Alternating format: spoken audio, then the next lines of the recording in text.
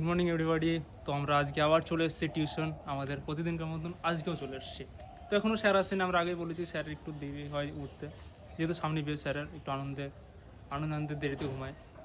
তো আমরা একটা কথাই বলতে চাই যে এই যে টাকা পয়সা, আচ্ছা রাজু, তুমি জমি জায়গা কিনে কী করবা? কিছুই করবে না। কিছুই করবো না, তাই তো? এই জমি জায়গা তো কারোর সাথে যাবে না, তাই না? হ্যাঁ। মৃত্যুতে কিছু যায়? না, আমরা কিছুই যাবে না। পড়েছি শিকার রূপনারায়ণ পল্লী রবীন্দ্রনাথ ঠাকুরের পড়েছি যে সত্য যে হ্যাঁ। কঠিন, ঠিক আছে?